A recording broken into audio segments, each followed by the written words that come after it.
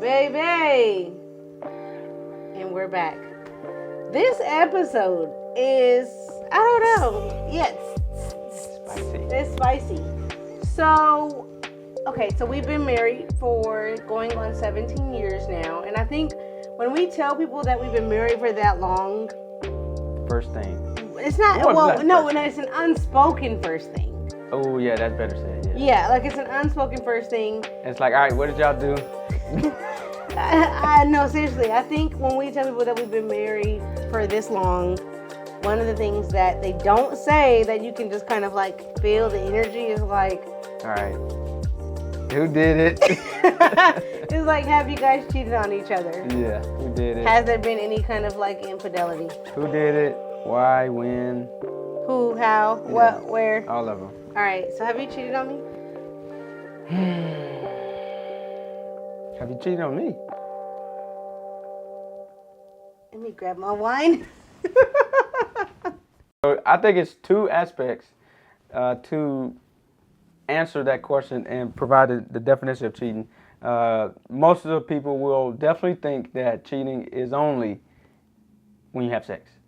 That's the most true. common aspect. Yeah, when people like equate cheating, they equate it to sexual interactions. Yes, but the other side of the coin is people totally miss this one.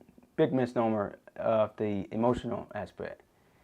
So when you become entangled emotionally with people, that also. Hold on a second. It's getting juicy. Yes, well, not as juicy as you, but. Pause. Unpause. Because that can be equivalent. That can be just as damaging, just as hurtful, just as divisive, just as debilitating. So I would answer. I would give both. I had to This is good. Okay, so should we answer this? Like it's both. It's both. All right, it is both. But should we answer this question? And like one leads to the other. You can't have one without the other. Yeah, you can definitely have one without the other. Technically, not realistically speaking, though. All right, so let's talk about it, okay? All right, so we're not giving. We said we're not giving time frames or names. Right. All right. So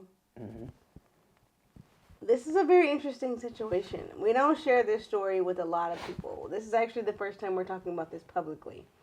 This has been a need to know basis. Yeah, need to know basis. And actually, let me say that before we actually get into this conversation, because shout out to Pastor Darius Daniels.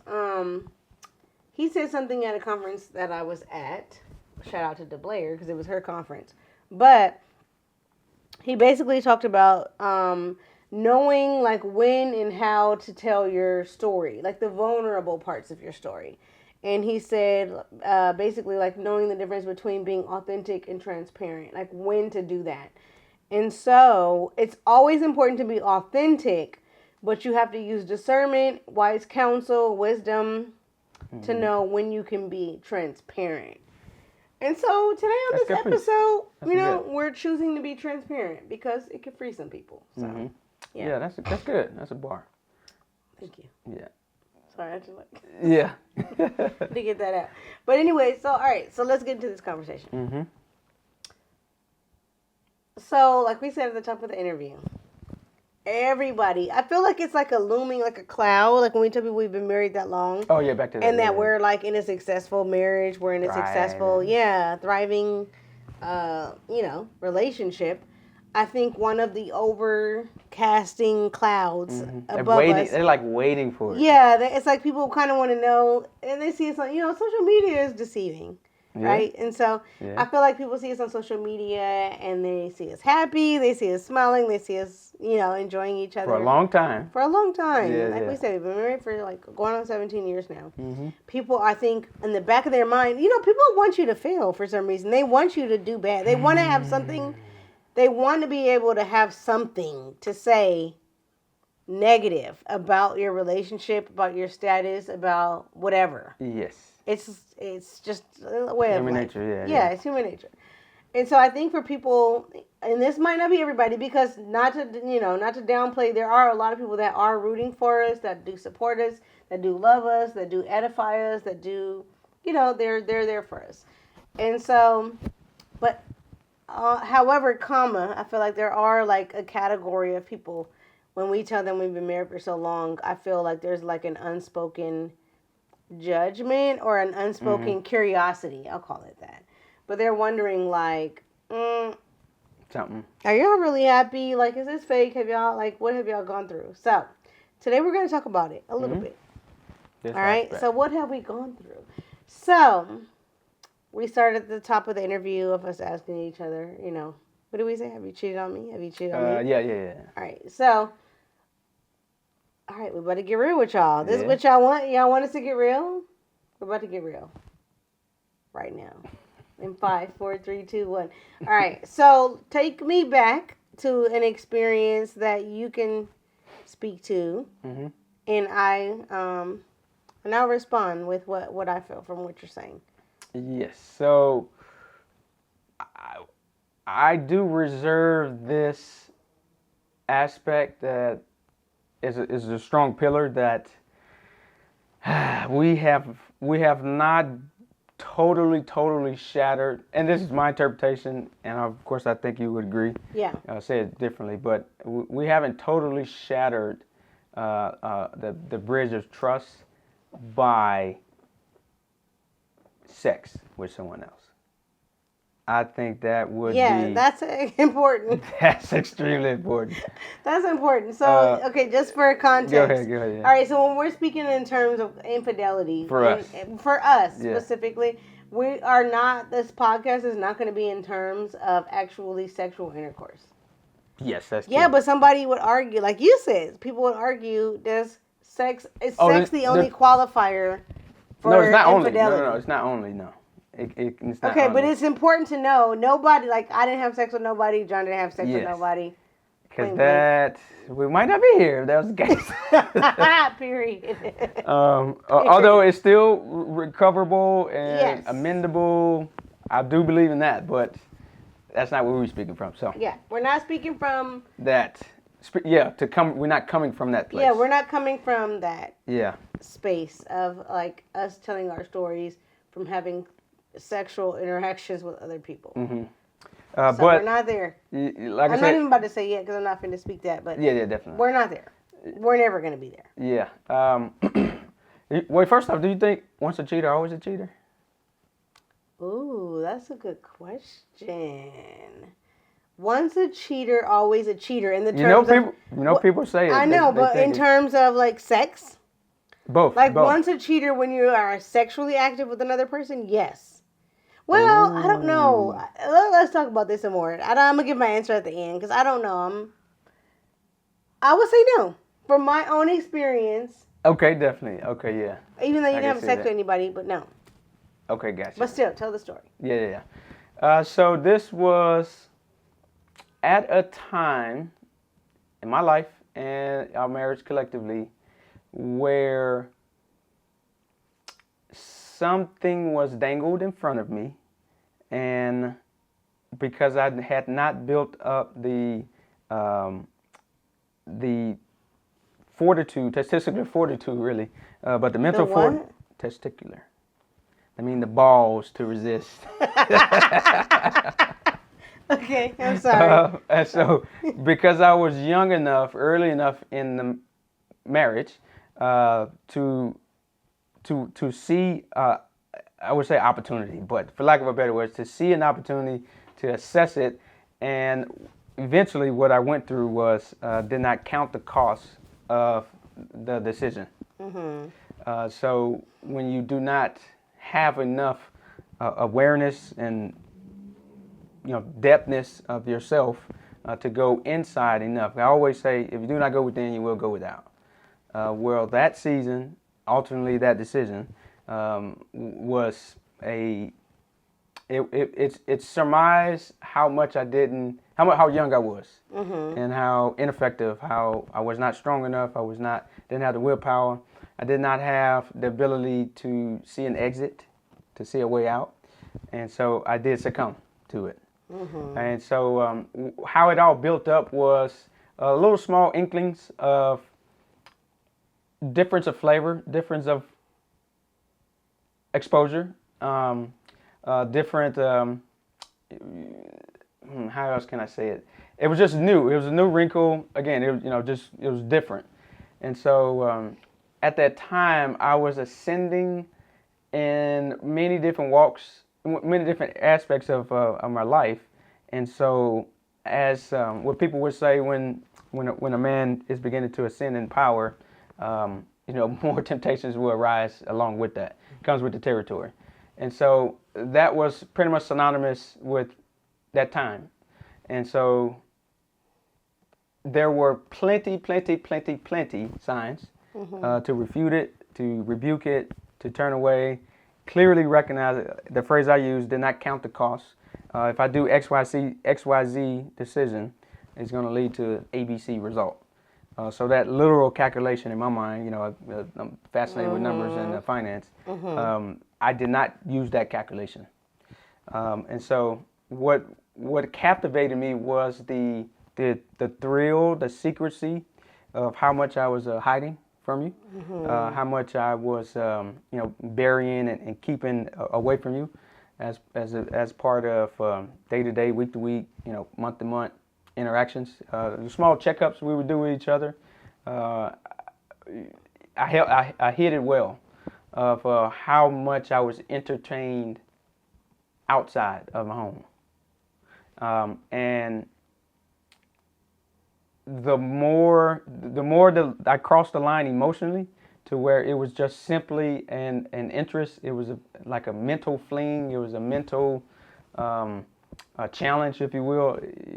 Like a lion out in the wilderness. It was the thrill of the hunt, and so that blinded me from from a male lion. My analogy in the wilderness, a male lion trying to run after. This probably won't happen in nature, but a male lion trying to run after a cheetah, it's going to always evade you. So what I was actually seeking for to kind of satisfy a certain, void, a cheetah will always outrun a lion. And so I was left high and dry. So there's many examples in nature to where a lion does not get what it was hunting. So it does not eat what it attempts to hunt. And so that left me even more deprived, of course, damaged, to look you in your face then. And, I want to obviously tell you from my own self, not hear from anyone else. And so to hear, as my words was leaving my mouth, enter into your ear, and it was beginning to sink in your heart, the brevity and just the gravity and the weight of what had occurred, that epitomized that the thrill of that chase was not worth it. It was a loss. It was a loss from the beginning, from the onset. Yeah, but and we're actually it's not a joke, but at this point, we've healed from it. We've done the work, but when you're in that moment, and I just think this is so interesting, and I don't want to just, I want to unpack this a little bit, because when you're talking about like the thrill and the hunt, that analogy, chase, the quest. Men love the idea of a quest. Yes. Whether it be good or bad. Yep. Both. So for you, in this particular situation, in this particular predicament, it was a quest for sin, obviously, ultimately. Like when you're in the moment, when men, maybe if you could speak for men at large, or just yourself, because you are a man, so you have the right to do that. But like when you're in the moment, like you said, I guess, like, what are you thinking? Like, this is wrong. So I'm very confused. I mean, people know that stuff is wrong, but like, are you thinking like, I'm not going to get caught? Like what is going through your mind?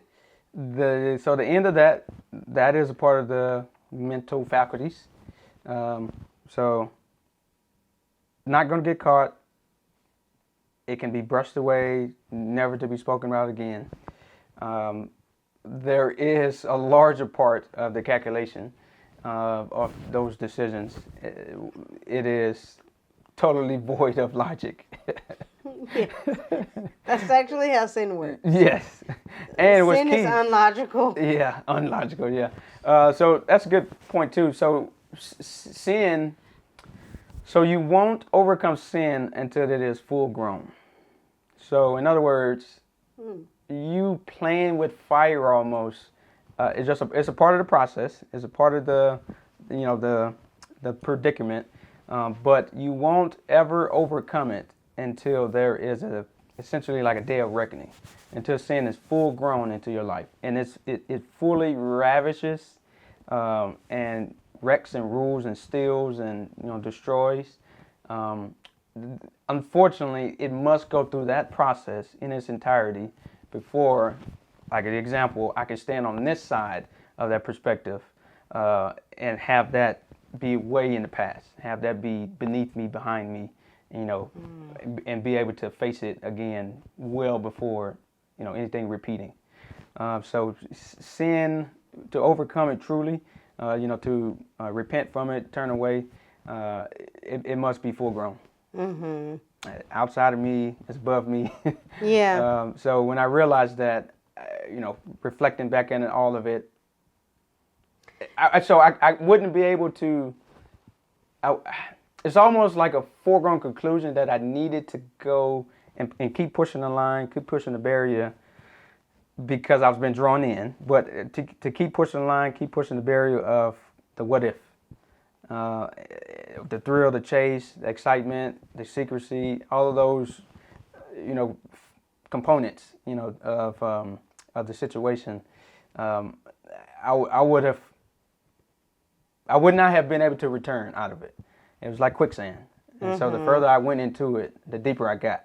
Mm-hmm. And I can't be fully rescued from, quicksand until I am, further enough in it to where I will have such a disdain and a distaste, and I will be able to recognize my enemy. I will be able to recognize the functions and I'm trying to say the tactics of my enemy. That's what I'm trying to say. Mm-hmm. Because if you put one toe in one foot in quicksand, that's not enough damaging to you. That's not enough of a pull, of a draw for you to really familiarize yourself with the dangers of quicksand. Mm-hmm. Same with a kid, a baby. Obviously, we have a baby approaching toddler stage here soon. Her interest in touching a socket, her interest in touching something hot, she's not really going to learn the lesson. Or pulling my hair. I do that. That's fun. But she's not going to really fully get the lesson enough to turn away from it, to never do it again. Until it has reached full grown. Yeah. Okay. That's good. So I actually wanted, that's great that you're saying that, because one thing that you're mentioning that I think is worth sharing with other people, that's particularly interesting with our situation and our story, that I want to highlight is when you knew you did the wrong thing, what you shared with me candidly, is that, and you can kind of reshare this story to your own version, but as far as I can recollect from when it happened, is you realize the extent of what you had done, or the ramifications rather of what you had done, and you went outside and you screamed. Is that something that happened? Do you remember that? You went outside, you were at work, and then you went outside and then you screamed outside because you couldn't believe what you just did. Do you remember telling me that? No. Yes. Which is interesting. Okay. So we're gonna talk about that some more. Okay. But yeah. So when you and let me just back up a little bit. So the other interesting dynamic to what John is sharing with me that a lot of people don't experience, that I will say I am grateful for, and I do think it played a part in my healing process. That's another is piece that too. John admitted to me himself. So if John would have never told me this story, never brought it up, never mentioned it, I would have never even known about it, which is unusual. So let's just start right there. That's unusual. That's not a thing. And so he came to me, I think, after a church service. I remember that it was on a Sunday. Yep, it was definitely after. It was on a Sunday after The pastor was speaking to me. I'm dead. So. What's done in the dark will come to light. Okay, relax. So. So I guess, okay, so when you, is this cheating? This is considered cheating. Absolutely. All right, okay. Yeah, definitely. That's cheating. All right, so when you realize, oh my God, I've cheated on my wife, I have to actually tell her about it. The day has come. Mm-hmm. I've already done the thing. Mm-hmm. So take me back to that moment, like take me back to that moment when you realize that you have to tell me. This is gonna be a twist. This is gonna be a put me in this twist story. and lemonade right here. Because I'm sitting here just like enjoying the service, but like you're thinking, today's the day. Take me back to the moment when you realize today's the day. The interesting twist was when I could not hold it in anymore, and I knew that day was the day, that Sunday. It was actually the most freeing day that I had in a long while, because I knew I would be free from it. That's powerful. So actually, as I'm reliving it, driving back home after the service that day, I was actually more excited to simply reveal it and get it out of me than I was afraid of the ramifications. I was so thirsty for the freedom, the peace, the freedom of mind. I was so longing for that, and it was a real and tangible experience that I was feeling emotionally and mentally. That whatever the ramifications was when I decided to tell her, it paled in comparison. It wasn't even close. So it had reached its wit's end.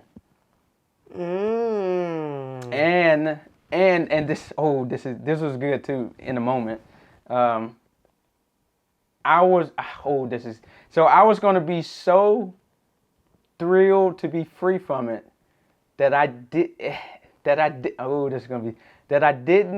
didn't matter, but I'll say loosely, I didn't care, but I didn't truly care how it would have changed my life after that. I just know. Explain.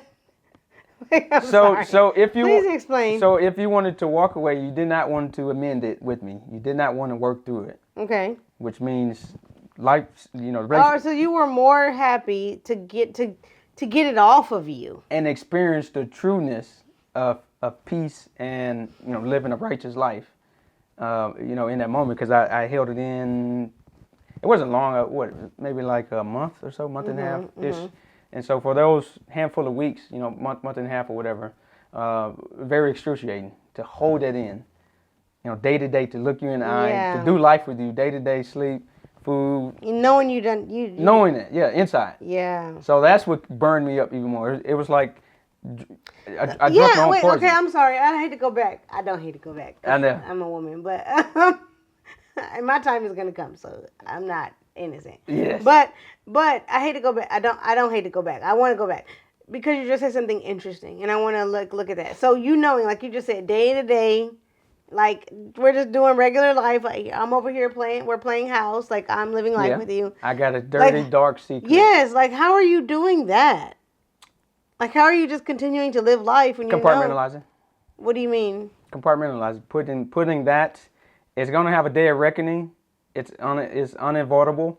So I'm going to pick that up and place it in this box, seal it with a key, and then I'll come back and talk. I'll come back and deal with that. Wow, I don't know if that's is that a man thing? We can compartmentalize probably. But do you guys know you're compartmentalizing? Do you know, like, okay, I know I did this terrible thing. Right. I'm going to, like you said, I'm literally going to take this thing and set it aside and just act like I'm happy that my wife just made this incredible chicken Alfredo tonight on Tuesday. Like, and not talk about the fact that I just cheated on her. For the third time.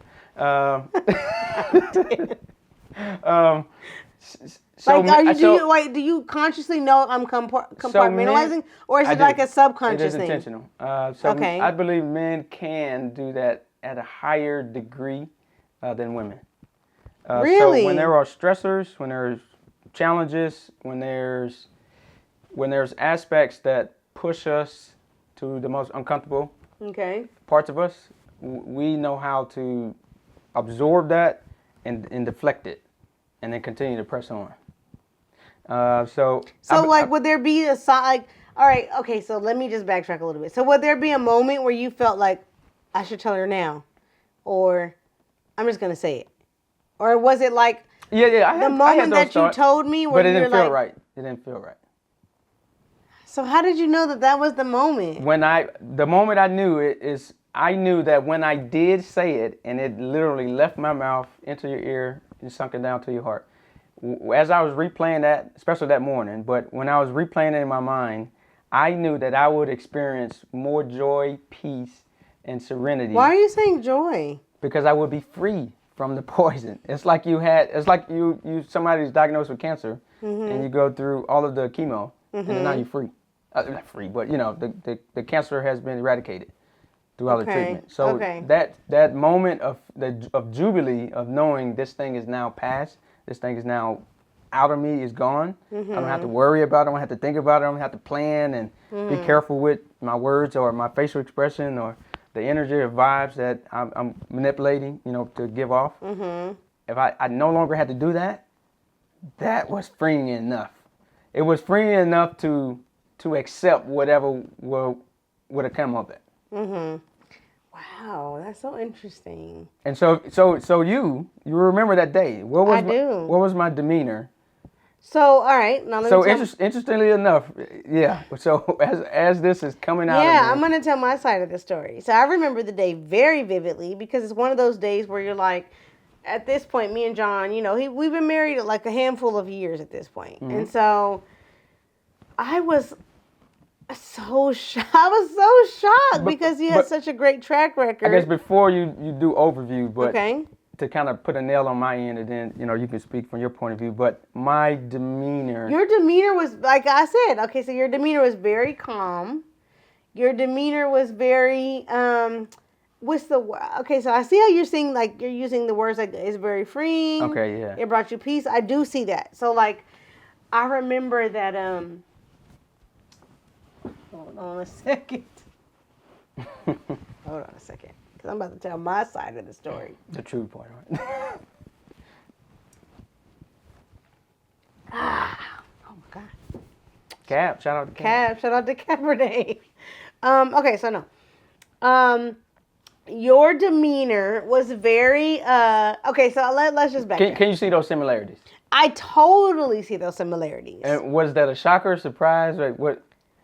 Well, it was a little bit of both. I will say this. All right, you did seem a little nervous, but you seemed secure in your nervousness because the phrase that you kept saying before you, like when you were getting ready to like tell me and admit it to me. Can we sit down? I got to tell you something like that. No, you didn't. You did say that. Something like that. But the phrase that you kept repeating out of nervousness was, I'm hiding behind God. I'm hiding behind God. So it was like a double, and it was like a duality, or like, what do they call it? Oh my God, a juxtaposition. Oh, yeah. It was like a juxtaposition. I do remember saying that. Yeah. Yeah, it was a juxtaposition because I knew I was going to be fine. No matter what. Because you seemed nervous about what you were telling me, but you also seemed confident that you could tell me because you were hiding behind God. Yeah, I remember that. Yeah, I did and you say kept that saying, verbatim. like when you were telling me, I'm like, what is he about to say? What is he about to say? Yeah. He's like, I'm hiding behind God. I'm hiding behind God. I just want to talk to you about something, but I'm hiding behind God. Yeah, like, I remember. Yeah. I can't say nigga. But I was like, okay, you hiding behind God, like. Oh, yeah. Like, why do you keep saying that phrase? I was so confident. But it was like a nervousness. So in the flesh space, you were very nervous. Obviously, like any human is flesh. Any human would be nervous about telling somebody that they love that, hey, I've done something terrible to you, and this makes me sad, obviously. But then in the same sense, you seemed calm. Okay. Yeah, you seemed calm. Yeah. And like at peace. Because you were hiding behind God. Yeah. So he was your refuge. He was your safe space. He was your, okay. Yeah. Like whatever happens. We're going to be fine. So when you're telling me this, I'm like, oh my God. So I'm sitting there and you're like, okay, so we're on the couch. Let me set the scene for y'all in case you're listening. So we're on the couch. It's a Sunday. We just got home from church. I don't know what we're doing, whatever. John says, hey, I need to talk to you about something. Can you come sit on the couch? I'm like, oh, okay, blah, blah, blah. So we're sitting on the couch and John keeps saying that phrase. He keeps saying, I'm hiding behind God. Yeah. I'm hiding behind God. And blah, blah, blah, blah. He's saying all this stuff. And he's like, so do you want me to tell you what you actually did or just leave it for the room for the imagination? I don't remember exactly what it was. You want me to say it? Because we said it's not sex. Yeah, we said that, cheating. yeah. Yeah, but so do you want me to say like specifically what it was or just leave it? We'll just leave it. All right, so he tells me what he does, right? With another woman. And I am floored.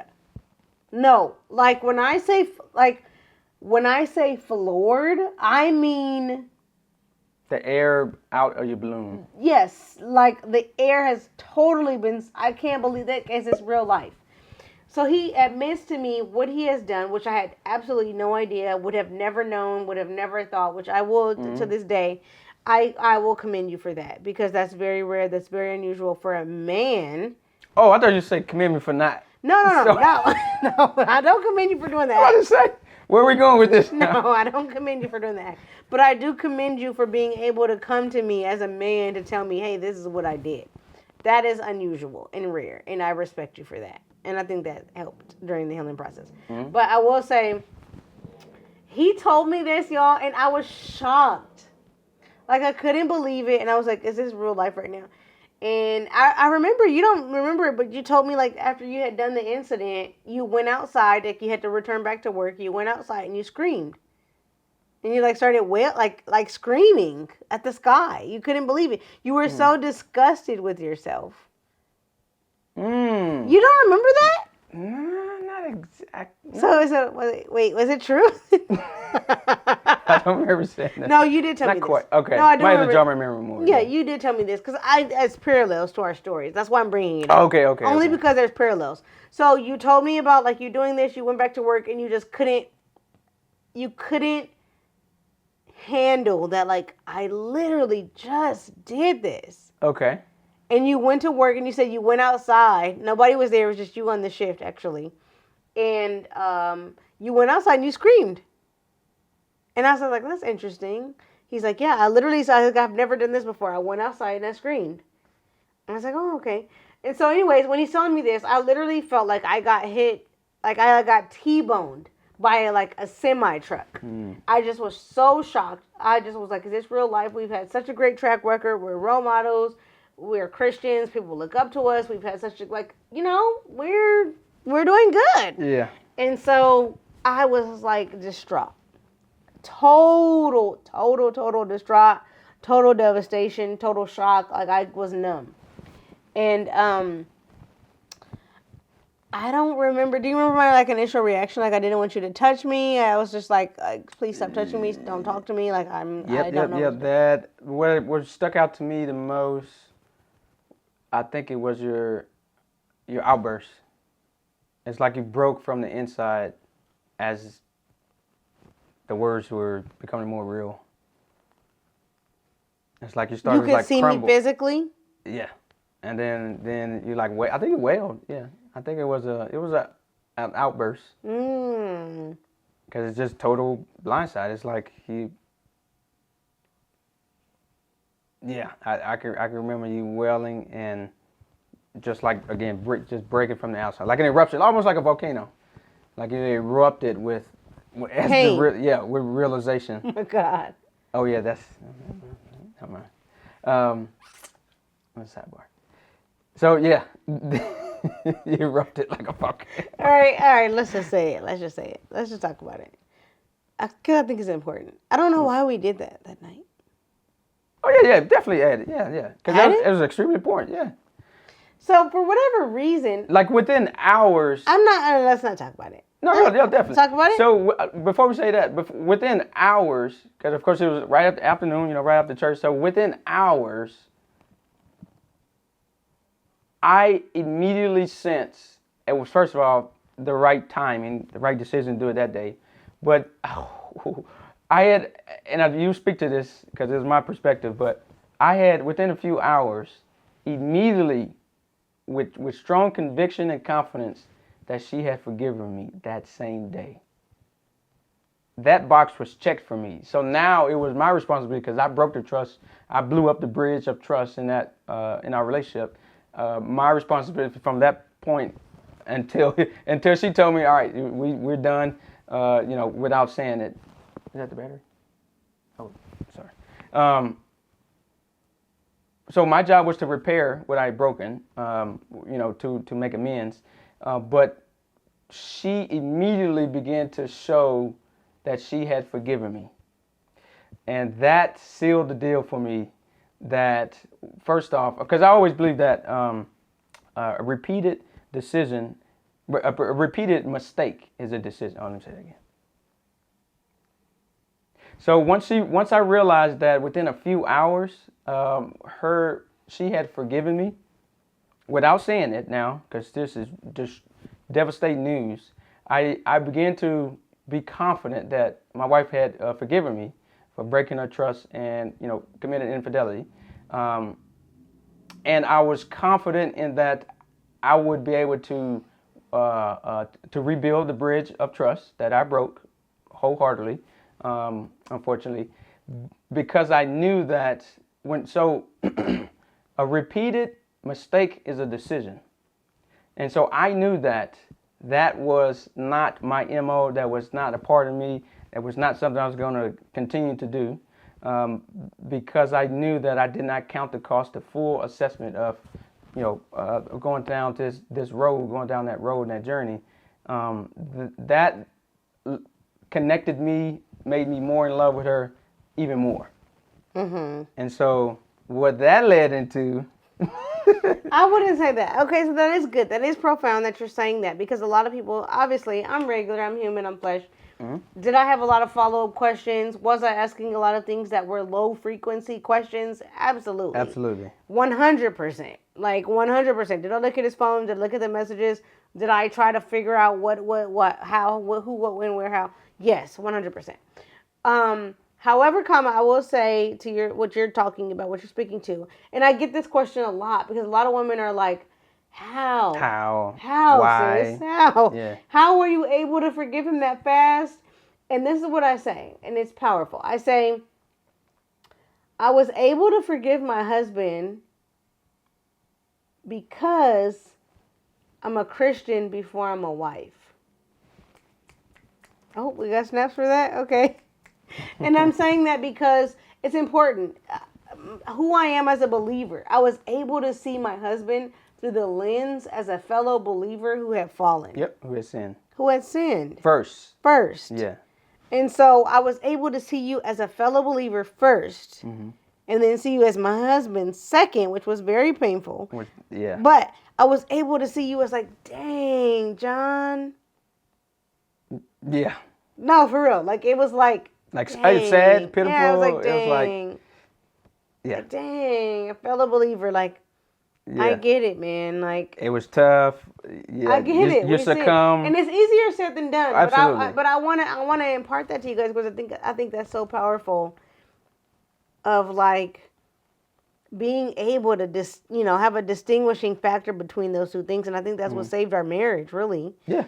Is that God had given me the wisdom to be able to have that idea. So she saw me as God saw me, and so she was able in the moment, in the rawness of that moment, within a few hours, she was able to tap into a different mindset, different frequency. She was able to go within, and literally see me as God sees me, and all of us we've had shortcomings, and we've fallen into sin, temptation, any other shortcoming, because God sees it also as a little baby attempting to walk.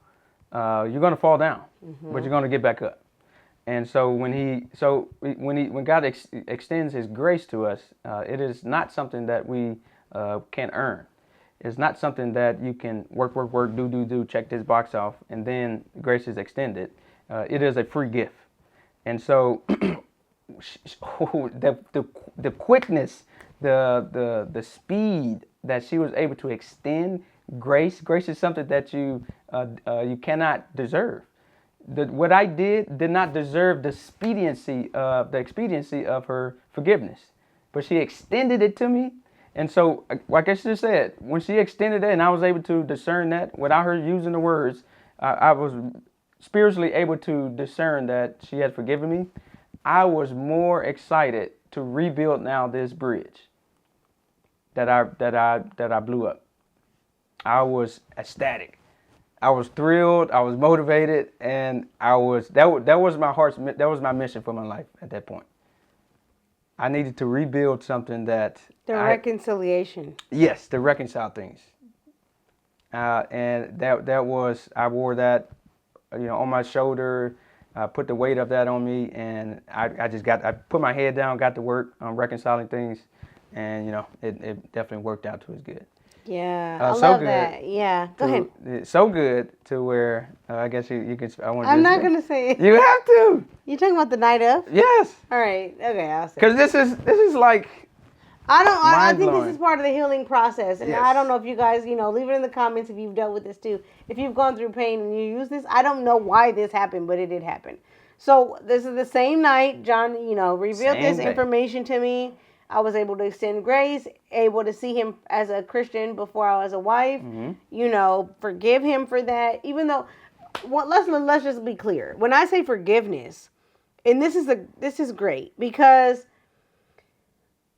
I didn't necessarily not think about it anymore that he did this, but the emotion that was attached to me learning about it when he did it was gone. So you remove the sting of the emotion. Yeah, you remove the sting. So the way that you'll know that you've forgiven somebody is that you won't feel the exact same emotion that you felt when you learned about it. Mm-hmm.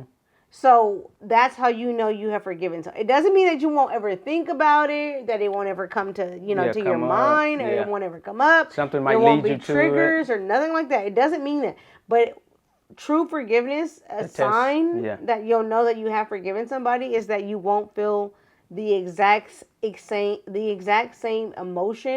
emotional sting. Yeah, and pain. Yeah, and pain so that came with the onset of you learning about this thing. So you have a scar you got as a kid, hurt. It's painful, hurt.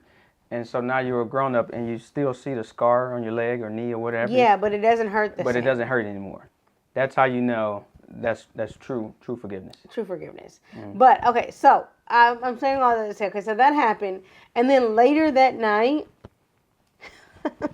that was like top tier. No, okay, stop. It wasn't top tier. All right, so later that night we actually had sex. Yes. On the same night that I learned that you had broken the confines of our marriage. Yes. Why do you think that happened? I will say for me, I think it was an emotional, I needed a release. And that you did. Okay. I needed a release. But it was a very detached sexual experience. Nonetheless, What do you mean by detached? Detached in the sense that we are having sex with one another because I need like an actual physical release of all of the. Oh yeah. You see what I'm saying? Yeah. Like all of this. Yeah, that's right. Because I can remember. It's detached in the sense like I was like, why is this? Oh yeah, I can remember that. I was thinking to myself like, why is this happening?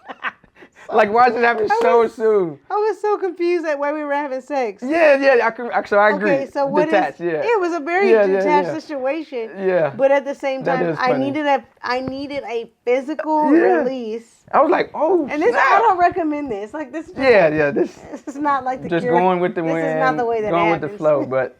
Yeah, I do. I remember. You remember like I had a moment. I was like, why is this happening? Why is this? Okay, you don't need to do the movement, but what movement? This that you just did that. Oh, I was. You don't need to do that. All right, we need a part two. We got to wrap it up. So let me say this. So I learned about this information. So we had the physical release. Yeah. Which we got to unpack that some more in the next episode.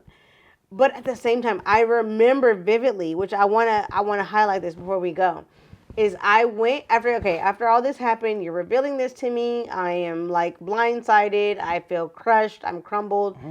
All of the things, all the feels.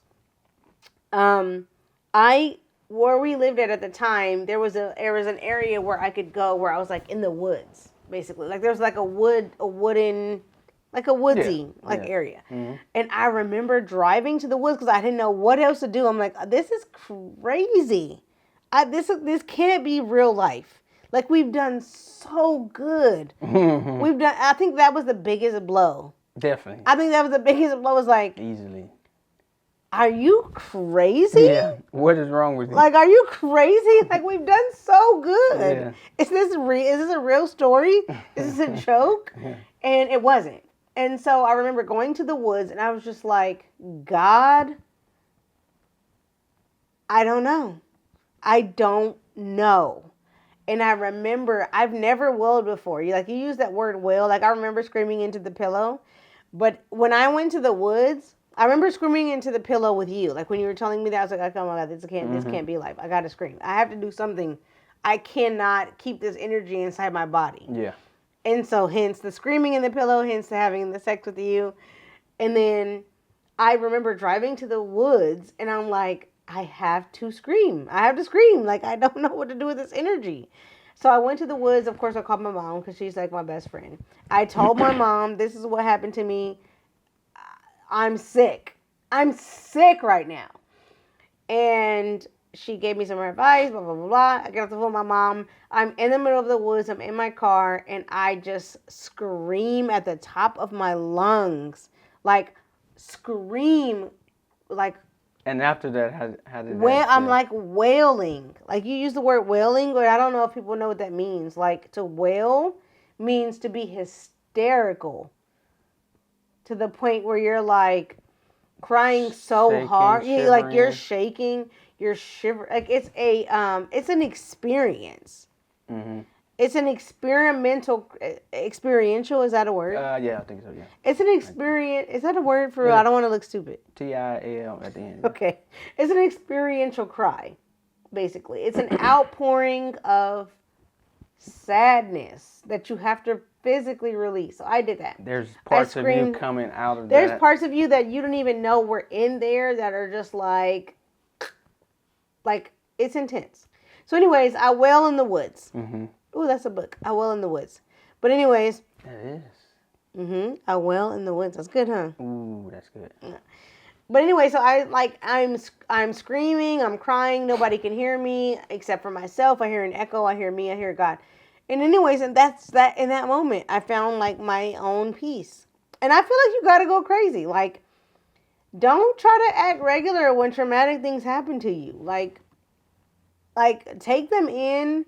Feel them, experience them, let them run through you. Don't take stop. Its course. Yeah, let them take their course because let the emotions take its course specifically.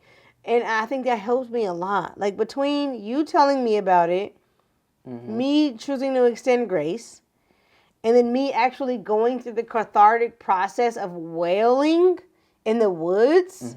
Everybody doesn't have access to the woods, which I get that. But like find somewhere where you can scream. If it's your bathroom or like a local park, whatever. That's but a good like option, yeah.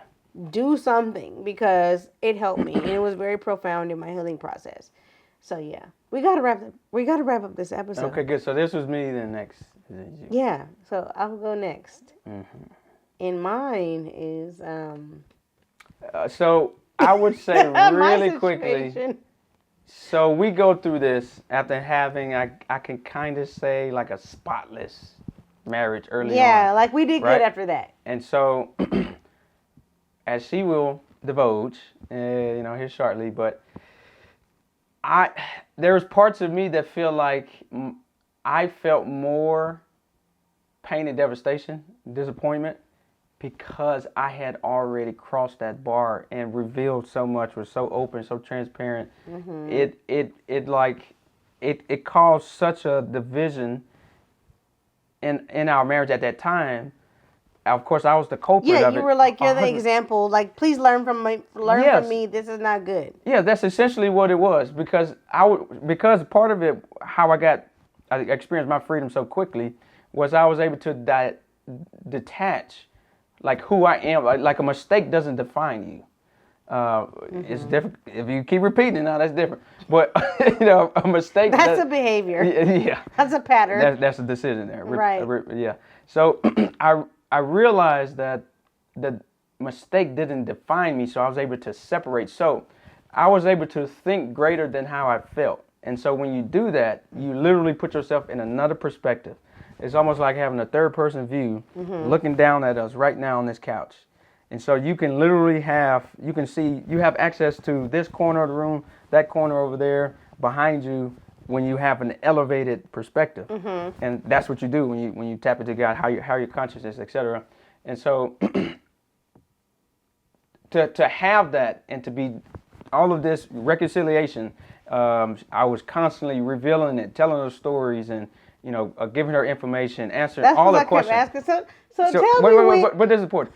She kept asking those questions, and I said I was literally excited. I showed up to work every day to reconcile things I had broken, and so to go through this entire ordeal, and then as she's gonna reveal, I felt almost as betrayed as you. And blindsided. Yeah. Because I literally was intentional about rebuilding this thing back.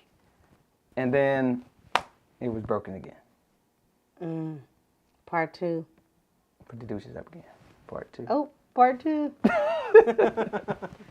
Yeah, stay tuned. We're going to talk about a lot. Like, I have some more questions for you that I definitely want to unpack because I think it can help people. But yeah, this was a great introduction. Was it? Yeah, it was good. It was refreshing to hear, like, I guess refreshing is the word. Yeah. Okay. We haven't talked about this. I don't know what time it is, but what do we need to go? You feel like it's time? Okay, it's time. All right, we have so much to talk about. Next episode. Yeah. Episode whatever. But part 2 of this conversation, we're going to talk about chastisement. We're going to talk about shame. We're going to talk about a lot of things, actually. So, yeah, thank you for having this conversation with me. Yeah. It's out there in the open. Like the world knows. Yeah.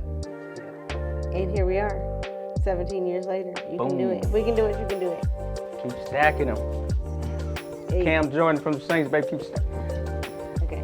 All right. This is another episode of First Comes Love.